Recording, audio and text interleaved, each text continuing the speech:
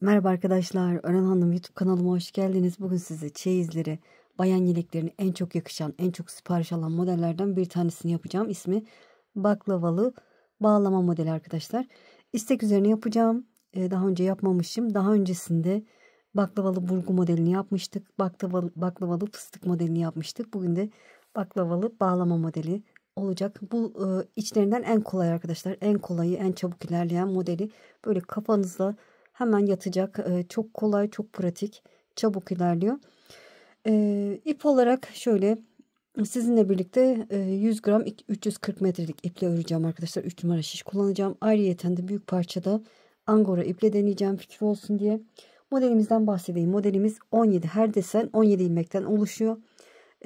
17 ilmek ve katları artı 1 ilmek fazla atarsanız tam denk düşüyor. Başta ve sonunda kaç ilmek olmasını istiyorsanız da o kadar fazla ilmek atarak başlayabilirsiniz. Ben 2 desen çalışacağım sizinle birlikte.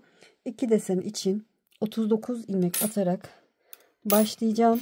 3 numara şişte öreceğim ama arkadaşlar başlarken lastik istemeyen bir model. O yüzden 1 numara büyük şişle başlayacağız. Hadi bakalım başlayalım. Bismillahirrahmanirrahim. Evet, şişimize 39 tane ilmek atalım. Ben de atıp döneceğim. Evet, şişime 39 tane ilmeğimi attım. Tek sayı arkadaşlar. Şimdi çeviriyorum. İlk sıra kolaylık olsun diye arka yüzdeyiz. Bir sıra bütün ilmeklerimi düz örüyorum. Arka yüzden düz örerek ilerliyorum.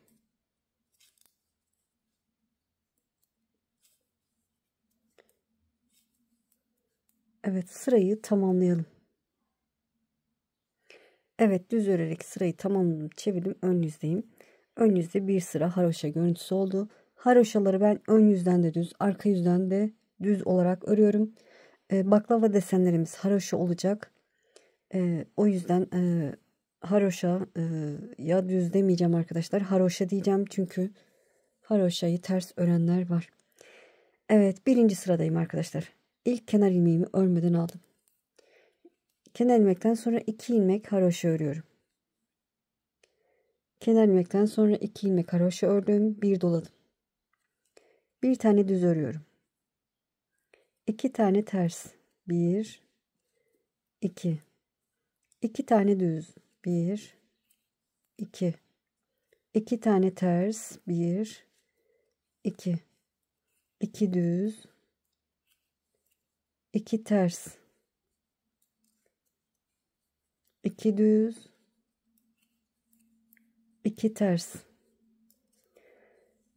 Evet, 14 ilmeğimizi 2 ters 2 düz şeklinde ördük. Şöyle artırdıktan sonra bir düz örmüştük. Ondan sonraki ilmekleri sayıyorum bakın.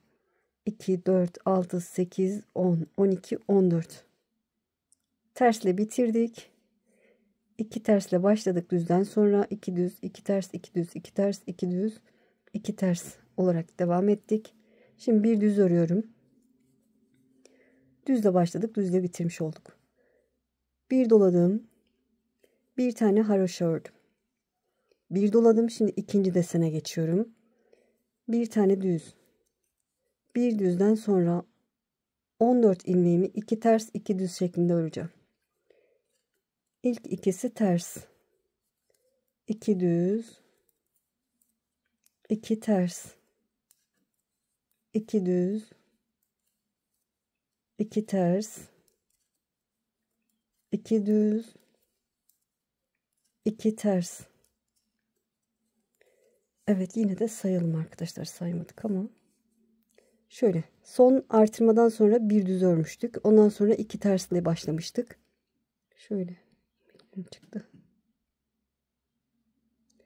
2 4 6 8 10 12 14 14 tane ilmeğimi 2 ters 2 düz şeklinde ördüm. Şimdi sıradaki ilmeğimi düz örüyorum. Bir doladım.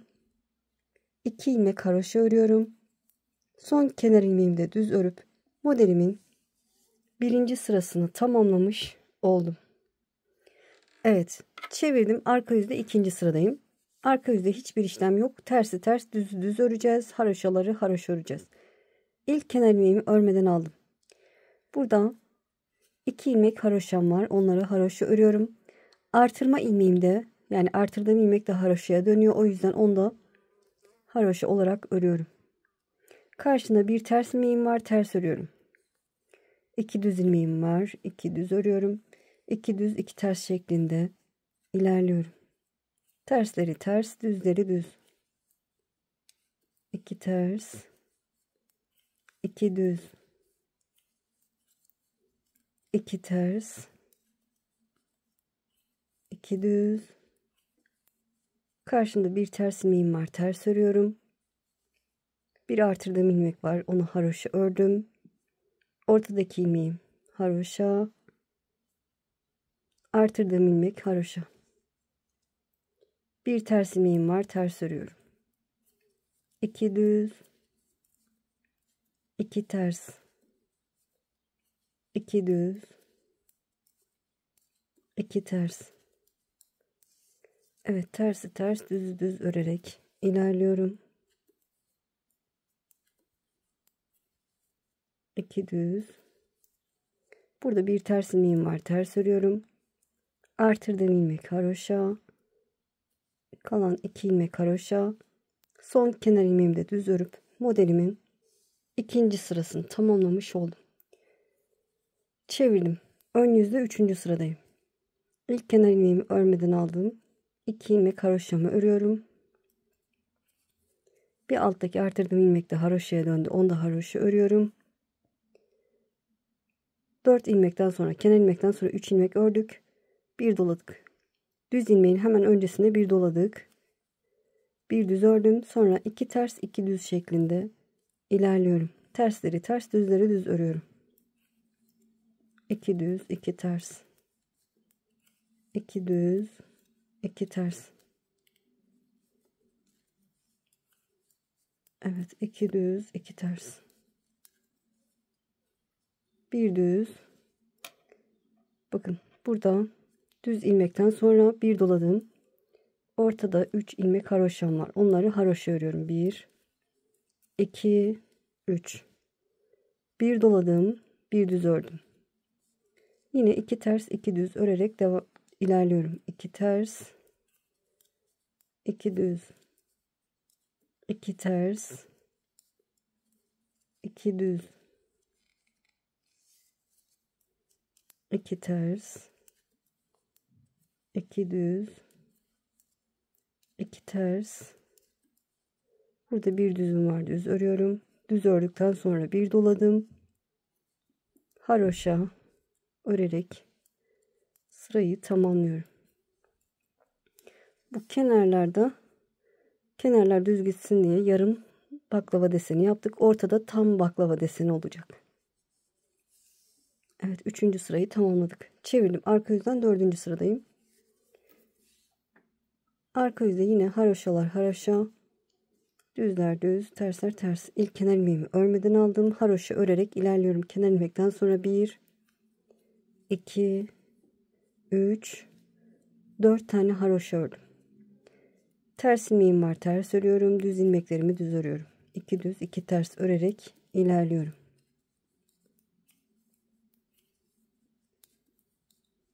İki ters 2 düz, 2 ters 2 düz.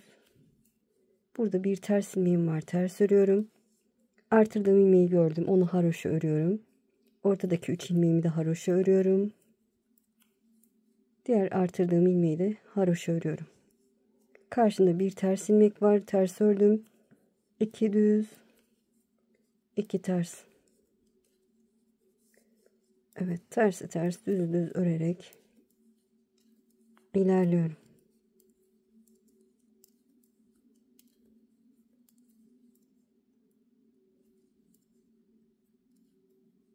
Bir ters 2 düzden sonra artırdığım ilmek haroşa.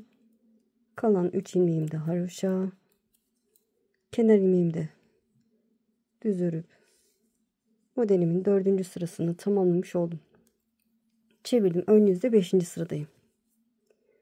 Yine aynı şekilde ilerliyor. Bu artırma yapıyoruz arkadaşlar. Artırma yapıyoruz. Bu artırmalarımız 4 tane, yani deliklerimiz 4 tane olana kadar artıracağız. Buradaki baklava desenimizde ki haroşalar 9 tane olana kadar artıracağız. Sonra bağlama yapacağız. Kenar ilmekten sonra haroşa örüyorum. Şöyle kenar ilmekten sonra 1, 2, 3, 4 tane haroşa ördüm. Bir doladım. Bir düz, 2 ters, tersi ters, düz düz. 2 düz, 2 ters, 2 düz, 2 ters, 2 düz, 2 ters, bir düzüm var, düz ördüm, bir doladım. Haroşalarımı örüyorum. 1, 2, 3, 4, 5 tane haroşa ördüm, bir doladım. Bir düz ördüm, 2 ters, 2 düz. Evet, tersi ters, düzü düz örerek ilerliyorum. 2 ters, 2 düz. Eğer ki hızlı yaptığımı, hızlı ördüğümü düşünüyorsanız sağ üst köşede 3 nokta var. Oradan hız ayarını yavaşlatabilirsiniz.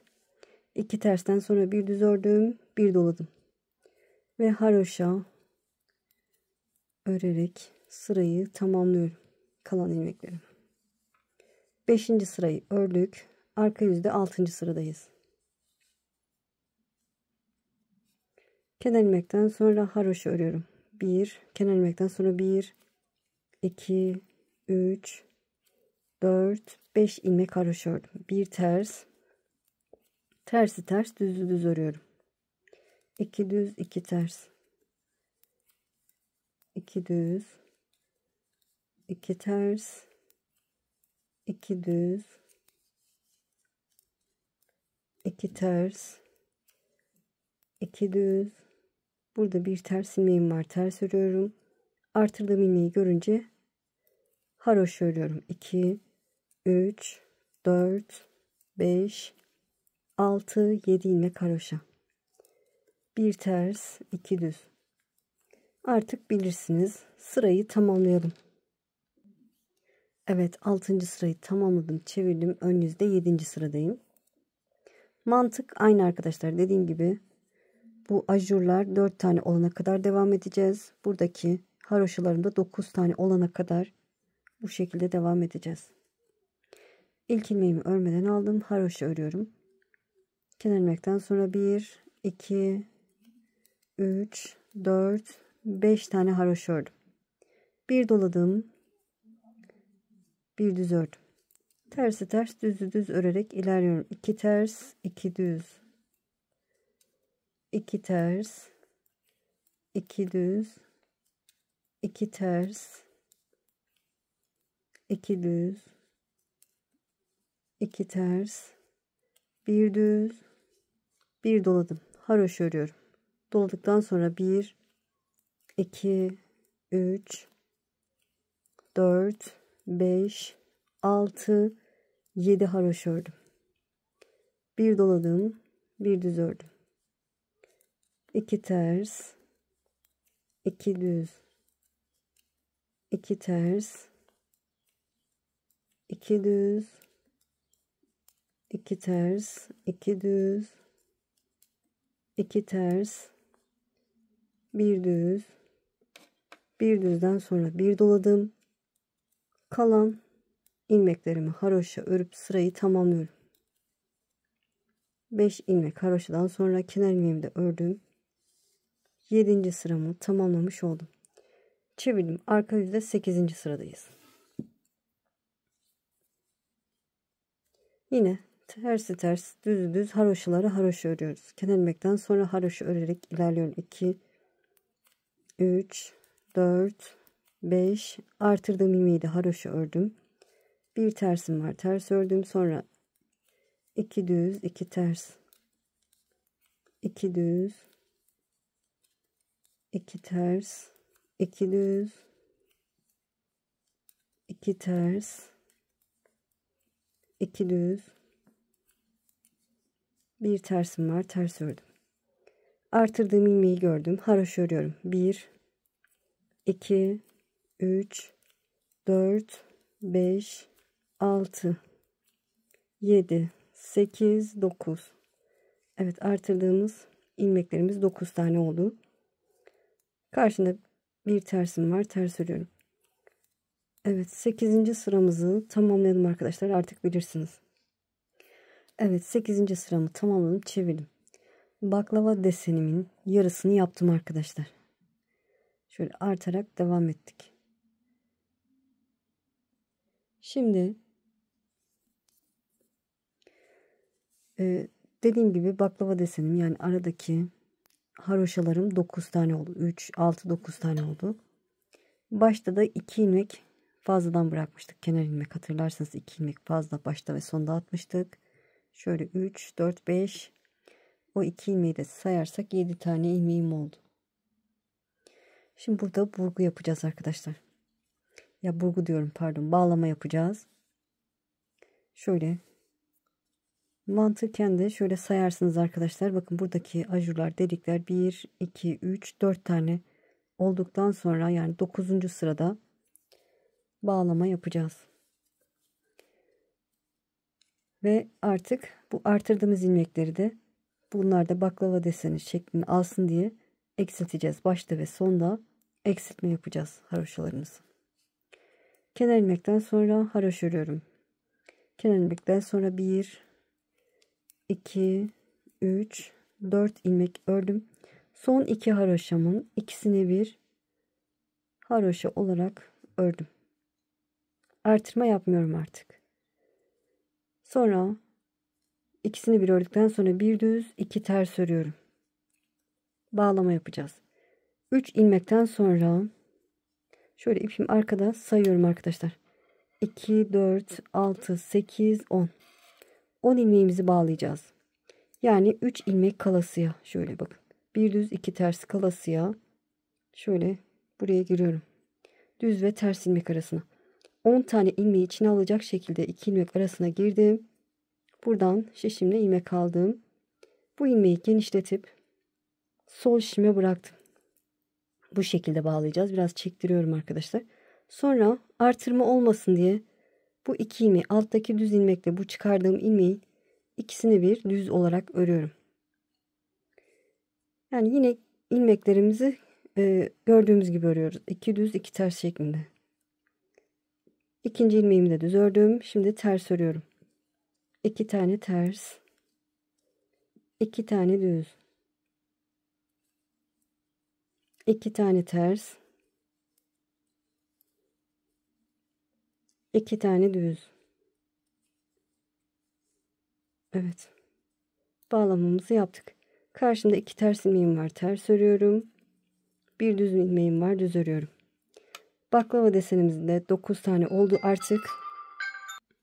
Evet, en son bir düz örmüştüm. Şimdi artırma yapmıyorum. 2 haroşamın ikisini bir haroşa olarak örüyorum. Ve haroşa örerek ilerliyorum. Burada bir eksiltme yapmış olduk. 1, 2, 3, 4, 5 ilmek haroşa ördüm. Sıradaki 2 ilmek haroşanın, yani son 2 haroşanın ikisini bir haroşa olarak ördüm.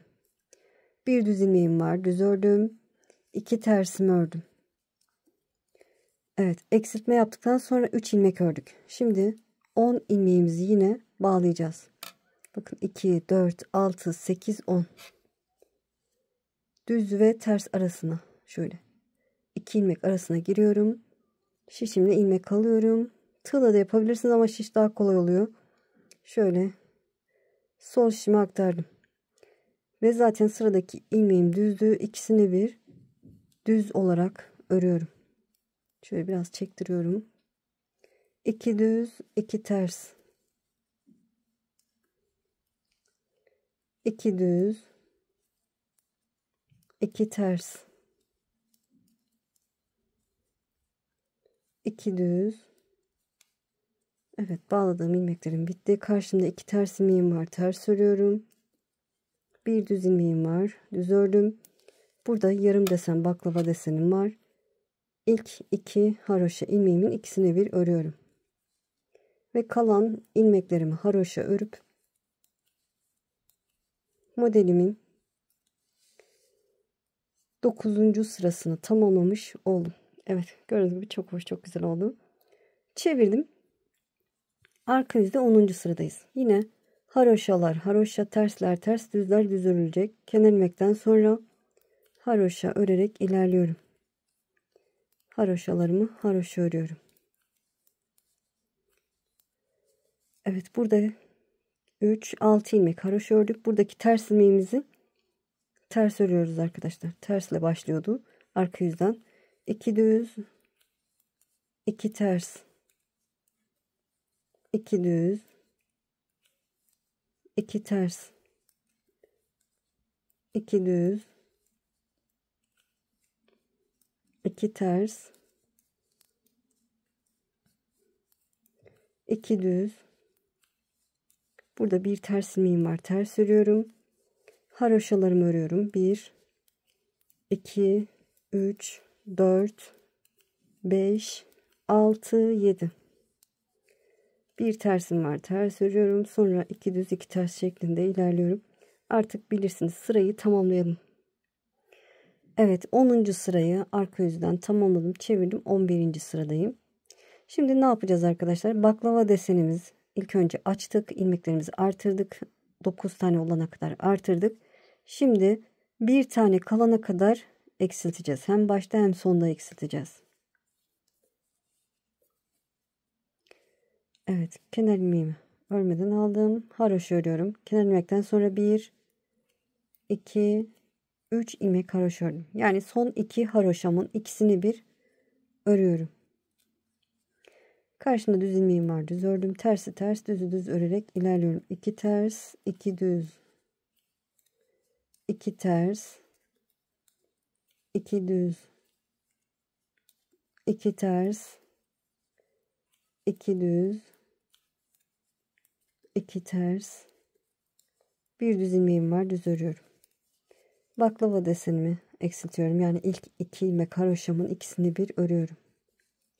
Ve 1 2 3 ilmek ördüm. 3 ilmek haroşamı ördüm. Son 2 ilmek haroşamın da ikisini bir örüyorum. Bir düz, 2 ters, 2 düz, 2 ters, 2 düz, 2 ters, 2 düz, 2 ters. Burada bir düzüm var. Ve buradaki ilk 2 haroşanın ikisini bir örüyorum. Yarım baklava desenimi. Yarısını kapatıyorum. Kalan ilmeklerimi de haroşa örüp sırayı tamamlıyorum. 11. sırayı tamamlamış olduk. Çevirdim. Arka yüzde 12. sıradayım. Yine haroşalar haroşa, düzler düz, tersler ters örülecek. Buradaki 2 düzün öncesindeki ters ilmek arkadaşlar, bilirsiniz, şöyle bakınca, dikkatli bakınca anlarsınız. Onu ters örüyorum. Sonra 2 düz 2 ters, tersleri ters, düzleri düz, haroşaları haroşa örerek sıramızı tamamlayalım. Evet, arka yüzden 12. sıramı tamamladım. Çevirdim. Ön yüzde 13. sıradayım. Mantığı kavradınız, anladınız eminim. Ama ben ilk defa yapacak olanlar için detaylı anlatıyorum arkadaşlar. Haroşa örerek ilerliyorum. Kenar ilmekten sonra 2 ilmek haroşa ördüm.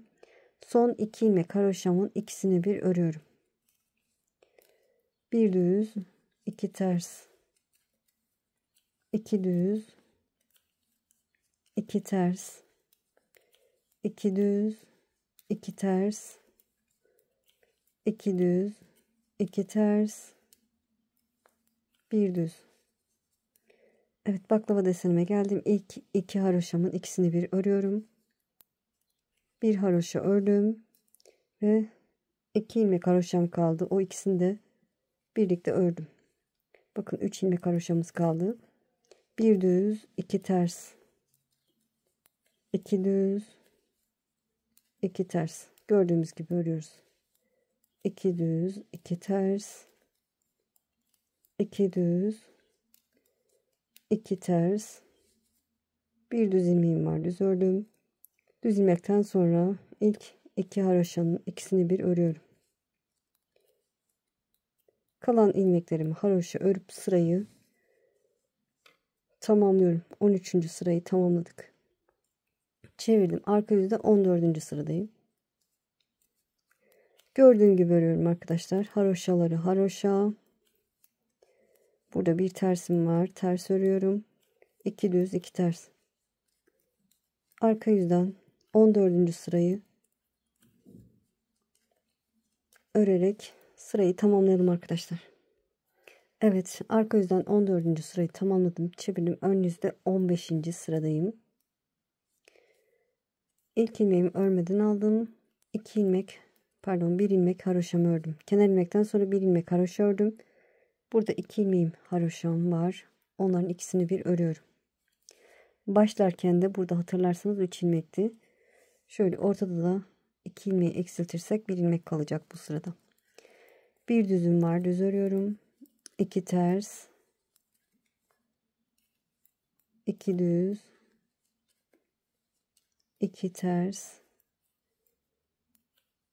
2 düz, 2 ters, 2 düz, 2 ters, 1 düz. Burada gördüğünüz gibi 3 ilmek haroşam kalmış. Sadece 2 tane eksiltme yapmamız lazım. O yüzden bu 3 ilmeğin 3'ünü bir örünce 2 tane eksiltme yapmış oluyoruz. Bu şekilde. 3 ilmeğin 3'ünü bir ördüm. 1 düz, 2 ters, 2 düz, 2 ters, 2 düz, 2 ters,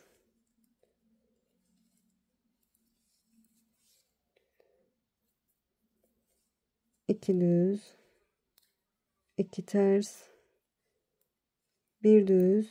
Sıradaki 2 ilmek haroşanın ikisini bir örüyorum. Kalan ilmeklerimi de örüp sıramı tamamladım. Evet, 17. sırayı tamamlamış olduk. Çevirdim. Arka yüzde 18. sıradayım. Haroşaları haroşa, tersleri ters, düzleri düz örerek 18. sıramızı tamamlayalım. Evet, arka yüzden 18. sırayı tamamladım. Çevirdim. Ön yüzde bir desenimizi tamamladık arkadaşlar. Şimdi 18 sırada bir desenimizi tamamladık. Şimdi ne yapacağız? Birinci sırada ne yaptıysak aynı işlemi yapacağız. Ben kısaca göstereceğim. Bakın ne yaptık? Burada bir ilmek haroşa kalana kadar eksilttik. İlk önce başlarken de bir ilmeğimiz vardı arada. O bir ilmeği 9 ilmek olana kadar artırdık. Sonra burada bağlamamızı yaptık. Eksiltmeye başladık. Bir ilmek kalana kadar eksilttik. Şimdi birinci sırada ne yaptıysak aynı işlemi yapacağız. Kısaca birinci sırayı da göstereceğim. Kenar ilmekten sonra 2 ilmek haroşa örüyorum. Bu düz ilmeğin öncesinde bakın burada da artırmıştık. Bir doladım, bir düz ördüm. 2 ters, 2 düz, 2 ters, 2 düz, 2 ters, 2 düz, 2 ters, bir düz ördüm. 2 tersten sonra bir düz ördük. Düzden sonra bir doladım, bir haroşa ördüm. Bir doladım, bir düz ördüm. Burada yaptığımız gibi. Sonra 2 ters, 2 düz, 2 ters, 2 düz, 2 ters, 2 düz, 2 ters, bir düzümü ördükten sonra burada da yarım baklava deseni için bir doladığım kalan 3 ilmeğimi haroşa örüp modelimin birinci sırasını tamamlamış oldum. Evet, bu şekilde ilerliyor. 4 tane artırma olacak ya da bu haroşalar 9 tane olana kadar artıracaksınız. Sonra hem bağlayacaksınız. Sonra da eksiltmeye başlayacaksınız baklava desenini bir tane kalana kadar. Böyle devam ediyor. Hem çok kolay, akla yatıyor arkadaşlar. Eminim kolaylıkla yaparsınız. Eğer ki yelek örüyorsanız size büyük parçada ördüm, onu göstereyim. Bu iple de çok güzel oldu arkadaşlar. 100 gram 340 metre Tavsiye ederim bu kalınlıkta iplerle örmenizi. Daha kalın iplerde kaba durur. Angora ile ördüm. Angora ile de nasıl durdu size göstereyim. Görmüşsünüzdür mutlaka. Lastik kısmını haroş ördüm. Burada gördüğünüz gibi böyle 3 desen çalıştım. Çok hoş, çok güzel oldu. 38 beden için 4 desen çalışabilirsiniz arkadaşlar. Lastik kısmında bu şekilde yapabilirsiniz. Bir ters bir düz de yapabilirsiniz. Alt kısmında bu şekilde. Arkası da böyle. Çok hoş. Burada arkadaşlar kısa satır uygulaması yapabilirsiniz. Ki model hani haroşalar kendisini kasıyor, topluyor. O yüzden her desen sırasında şu ortalarda bir yerde bir kısa satır uygulaması hem sağda hem solda yapabilirsiniz. O şekilde daha güzel durur diye düşünüyorum. Böyle. İnşallah anlatımdan memnun kaldınız. Beni izleyerek yaptığınız için çok çok teşekkür ederim. Kanalıma abone değilseniz abone olursanız sevinirim. Abonelik tamamen ücretsiz. Videolarımı beğenip paylaşırsanız, yorum yaparsanız bana destek olmuş olursunuz. Şimdi değil, ileride örmek istiyorum derseniz kaydet butonuna basın. Daha sonra kaydettiğiniz videolar arasında bulabilirsiniz. Sizi çok seviyorum. Kendinize iyi bakın. Allah'a emanet olun. Hoşça kalın.